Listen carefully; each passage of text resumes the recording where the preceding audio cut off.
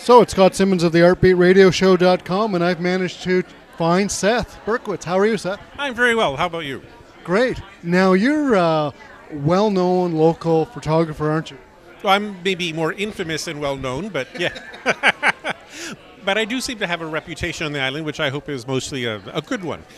And we're at the opening here tonight, and you just put a red dot on one of... Put a red dot. This is a very exciting time for me. I'm sort of bouncing, although I guess if you're on the radio, you can't see me, but I'm bouncing here. It's nice to... selling an artwork, it gives you kind of validation of your work, you know what I mean? It does, and it's also... photography is, I found, a very hard sell on this island. Actually, on this entire, not just the island, but the entire West Coast. So to be able to sell a piece of photography in a very serious art gallery is, I think, not just good for for myself, but for photography in general. It's sort of giving it a seriousness. Do you think that photographers get a bad rap when it comes to the painters?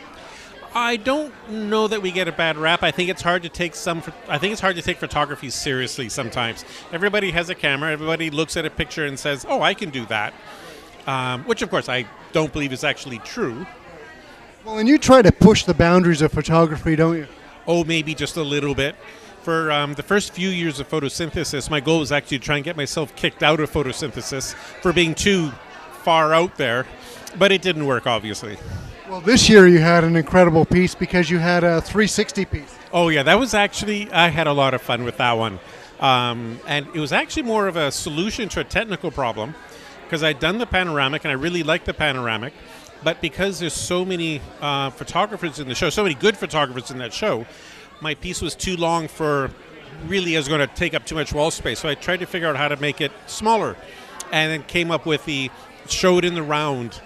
And once that idea started, we just went with it. I wanted to get a picture of it, but you couldn't really get a picture of it unless you stood on the inside and took a 360 picture of it. Well, that's true. And in fact, one of the photographers there did have a video camera, and how he did is he stuck his hand inside and spun the camera around in 360 degrees. It actually works out rather well. Better than you would think just from talking about it. But it was the way it was displayed, too. It was very interesting. Oh, I thought so, too. Actually, I had several offers to buy it, but there's from other photographers who really just wanted the hardware. And then, like you were saying, you had a friend stand right there who saw, and you said, "Oh, I've got to work here. Did you see it?" And they said, "I didn't see it. Where is it?" And you were like 5 feet from it. Exactly right. That was actually very amusing for me. I was very pleased because it meant that the piece was actually kind of working because the piece is about random noise, about pieces of information that you see and don't see. And so to have my piece actually become a piece of random noise itself actually was artistically very fulfilling. Now, this year, you've already told me that you're going up the Dempster Highway, which is fascinating. Well, we're hoping to. That's the plan for next year. We had the plan to actually do it last year, but it didn't happen. So we'll see. We're keeping our fingers crossed, but we are looking forward to that. Now, I want you to make sure that you promise me that you'll stop at the Eagle River Bridge and get some pictures of the bridge. Yes, the Eagle River Bridge. I'll have to say that 3 times to myself. Sorry. It's a Bailey Bridge that was built in the 70s, about 1977, I think. So, yeah, if you could get some modern pictures of it, I can get you the original pictures of the bridge being built. That would be, actually, I'd really like to do that. I think I love seeing this juxtaposition of the old with the new and the original with the current. So, we're going to talk, and we'll make sure I go and find that bridge. Well, you'll drive by it, and after you drive by it, you'll go, "There's the bridge. We saw it, but we didn't get any pictures." Yeah, we need to go back and get the pictures of that bridge, honey. Yeah. Well, there's about 6 people I know that would be keenly interested in seeing the bridge now. Yeah, okay, well. It's one of those things when you build a bridge, you always, like 20, 30 years later, is it still standing? Are people using it? Yeah. It's like art, It's one of those things. Well, it actually ties in really well with my current project, which is taking pictures up the old, the Oceanside route, the Highway 19A from Nanaimo to Campbell River, which I started driving about 25 years ago, I think, 30 years ago. And now going back and I'm looking at things that may not be there for much longer.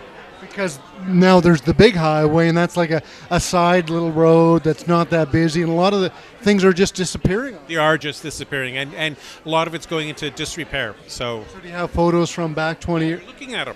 That's these. This is the new series. So this is the teaser and the preview for what is going to become, it's at least a 1 year, if not a 2 year project of taking pictures along the road. So these are teasers. Yeah. The Highway 19. Of the Highway 19A. I'm calling it Two Yellow Lines. Actually, the piece I just sold tonight, you can actually see two yellow lines, and it's referring to the yellow lines that go from Nanaimo up to Campbell River. I know. To think that was the main highway before that little side road, it would take hours to go from like Duncan to Comox. It did take hours. Trust me, I've done that during the summer, especially. Yeah, I had a job that took me up there on a more or less regular basis, and then friends, and especially during the summer, it took forever. Well, I love this photo here with the old vans in it. That's really cool. Yeah, that's been. I've had several people comment on that, including the shop that mounted it, because she was a Chevrolet van fan, and she had never seen the camper before, so she's going to go up and go look at it. Well, there you go. Well, the beautiful thing in photography is that people are always seeing something, I think, that appeals to them.